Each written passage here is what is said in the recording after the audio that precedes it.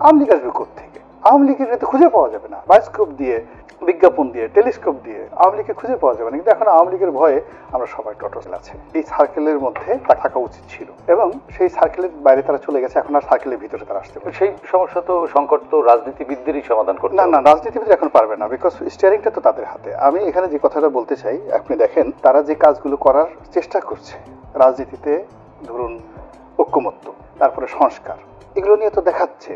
এই ব্যাপারে আমি আজকে পড়তেছিলাম যে খুব একজন বিখ্যাত দার্শনিক আছেন, সম্ভবত ইম্মানুয়েল কান্ট, আমার নামটা যদি ভুল হয়, বাট উদ্ধৃতিটা খুব বিখ্যাত। উনি যেটা বলছেন, বোকারা এই মুহূর্তে যা করার চেষ্টা করছে বা যে জিনিসটা চাইতেছে, তারা জানে না যে আজ থেকে 1000 বছর আগে জ্ঞানীরা ওই কাজগুলো করে গেছেন এবং ওই কথাগুলো বলে গেছেন।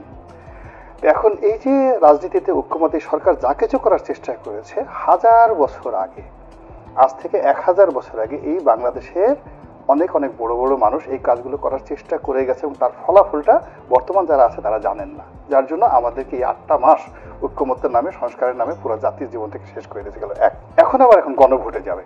এখন গণভোটে যাবে যে কাজগুলো, এই ব্যাপারে দেখেন একজন বিখ্যাত রোমান সম্রাট মার্কাস অর্লিয়াস, খুব বিখ্যাত, এবং দে শুড নো যে মার্কাস অর্লিয়াস কে, যাকে বলা হয় রাজর্ষি, রাজা অথচ ঋষি। ওনার মতো তো দার্শনিক সম্রাট আর পৃথিবীতে জন্ম নেয়নি।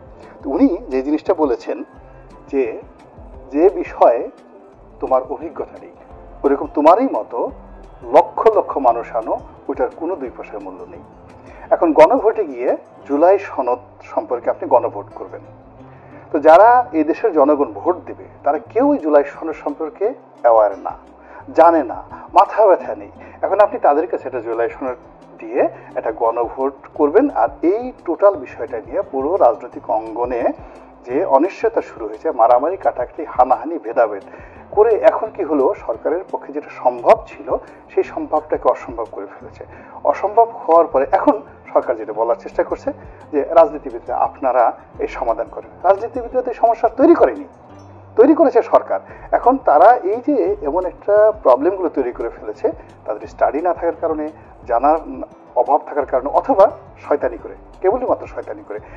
এই যে আজকের যে ভয়ানক একটা অবস্থা হয়েছে, একটা জ্বলন্ত অবস্থা, চারিদিকে যে অবস্থা হয়েছে, এটা তো হওয়ার কথা না। আওয়ামী লীগ আসবে কোত্থেকে? আওয়ামী লীগের তো খুঁজে পাওয়া যাবে না, বায়োস্কোপ দিয়ে, বিজ্ঞাপন দিয়ে, টেলিস্কোপ দিয়ে আওয়ামী লীগকে খুঁজে পাওয়া যাবে না। কিন্তু এখন আওয়ামী লীগের ভয়ে আমরা সবাই তটস্থ হয়ে গেছি। এই যে তাদের যে কর্মকাণ্ড, এই কর্মকাণ্ড তো দায় তাদেরকে মেটাতে হবে।